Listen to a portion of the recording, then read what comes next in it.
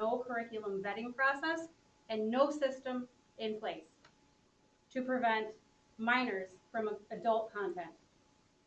When this was brought to the district's attention on March 14th, the response was unacceptable.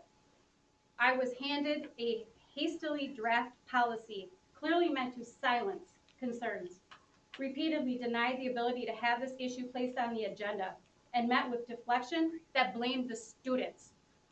On April 9th, in a meeting with 2 board members present, it was confirmed there was no parental consent, there was no policy preventing R-rated and not rated films from being assigned to minors. Yet film study students were required to watch them, take notes, write speeches, create visual presentations on roughly 14 films that were not allowed to watch on school grounds, on school electronic devices, or legally in a theater. This is not a small oversight. This is a systematic failure, and it's unlawful. It violates Houston Public Schools Policy 524, which defines material harmful to minors. The themes and scenes in these films fall squarely within that definition. When content includes sexually explicit... Susan, thank you. Does anyone else have... Would you like to continue my speech? Feel free. Right here, explicit. Chad Rosendahl. Sorry. Thanks, Chad. Your own policy identifies it as harmful to the physiological well-being of minors. It violates statute 120B.2 as it pertains to parental consent. I acknowledge the May 5th email to parents requesting consent for 2 R-rated movies to be shown in class and offering an optional assignment. But that email was reactive, not proactive. It did nothing to protect the students who had already been exposed and did not address the lack of oversight that allowed this to happen. The public deserves to know that Houston High School District currently has no effective policy to prevent this from happening again. Teachers have no clear guardrails, no review process, no requirement to notify parents before assigning explicit material. I am asking our superintendent to explain why implementation of a meaningful policy was delayed until after July 1st, which we found out that is her last day of employment. Her last day of employment at Houston High School, after a successor will be in this role.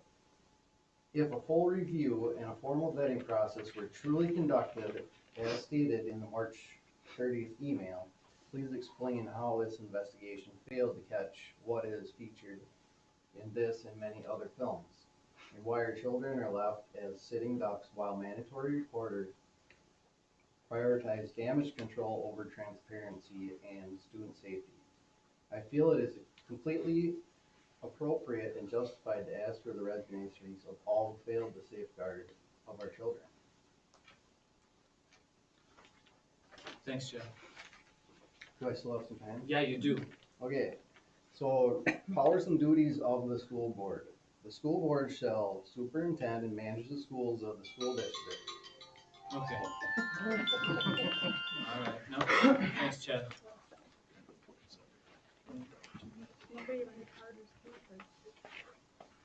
Jennifer Fry.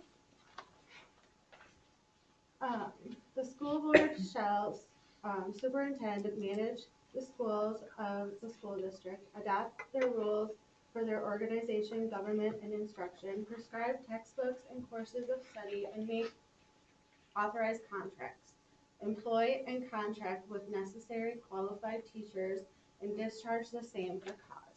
Now, here's the Minnesota statute, and here's the policy. I'm speaking today about why I believe Begonia, this is one of the movies that they were required to watch in this film class, is not appropriate for school assignment. While high school students are mature enough to discuss difficult topics, there should still be a line between educational content and material that becomes unnecessary, graphic, or disturbing classrooms in a classroom setting.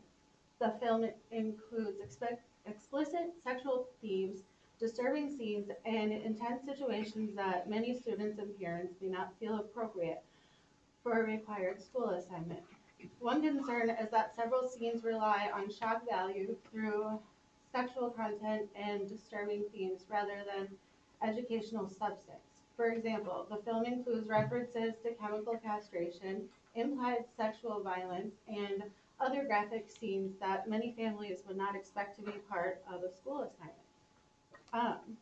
The district's own internet and instructional material policies recognize that the schools have the responsibility to protect students from material considered harmful to minors.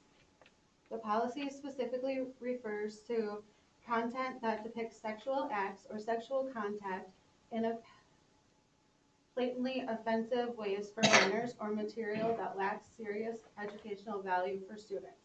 I believe portions of this film raise those exact concerns.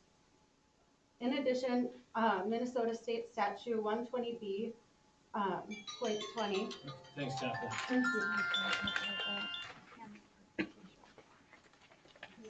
Anyone else want to address the board?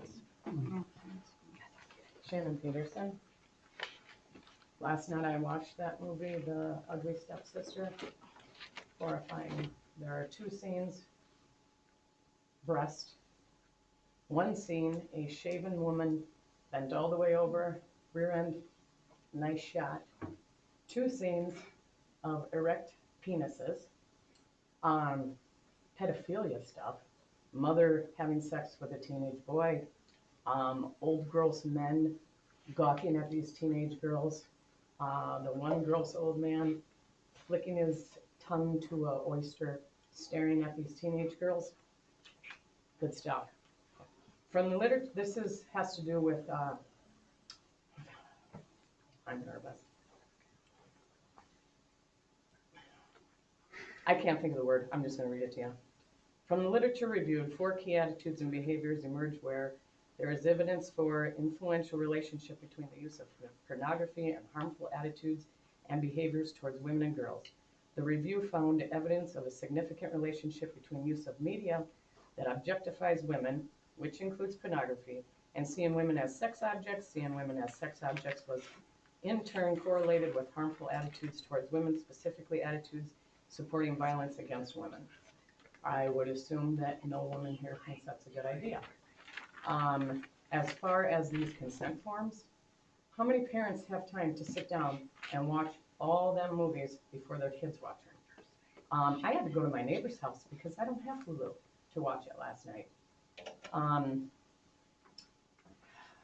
I'm nervous. I don't know of any parent, regardless of whether you think that that stuff is okay for your children to view or not, would ever expect that the school would be promoting this. So most parents are just going to see this and, well, yeah, who cares if they watch a movie? They're not going to expect what I watched last night. And I only watched one movie. I have no idea what the rest are like. I'm actually wondering Okay. if principals, Thank teachers, you. anybody watched any of them movies. Thank you. Letitia, I'll finish what Jenny had here. Okay. In addition, Minnesota Statute 120B.20 states that parents and guardians have the right to review instructional materials and make reasonable arrangements for alternative instruction if they object to the content. The statute also says students should not face academic penalties simply because a parent requested an alternate assignment. Those protections exist because the state recognizes that families may reasonably disagree about what material is appropriate in a classroom setting. I understand that difficult subjects can have educational value and that schools should encourage critical thinking and discussion. However, there are many other films and resources available that could teach similar themes without exposing children or students to material that many families would consider unnecessarily graphic or inappropriate for a required assignment. I believe schools should choose materials that challenge students intellectually while still respecting district policy, state law, and appropriate educational boundaries for students. I haven't looked into all this. I've heard about it from different people, just a little bit. And I was kind of shocked by it, but you know, it's easy to push things aside, downplay them, and think this can't be possible. I've seen rated R movies. You're not supposed to see them legally unless you're 17 years old. But I was sent late last night or this morning, just a little bit of a film, The Ugly Stepsister. And I watched this morning, and I'll tell you what, I have never seen that kind of stuff in an R-rated movie in my life. Like one person said, it was an explicit sex scene. It showed a man's erect penis, or a boy, whatever it was, a male, with a female bent over and clear shot there. And then I was also told that it was obvious oral sex. A little bit that's on here. Let's see. I mean, it's quite shocking, actually. I mean, I'm not a saint, but one section here is like, this is discussion in this movie. You want some princely cock? I mean, you know, I don't want to fuck that. I mean, that's what these kids are watching. The floor is open. Anyone else? Wanna just, I know exactly what I don't, that's what I'm saying, is we have no idea about did- this. did anyone else want to speak during public comment? Okay, thank you all for coming. Hearing and seeing none, we'll move on with this evening's meeting. Thank you all for coming and contributing. Do I have a motion to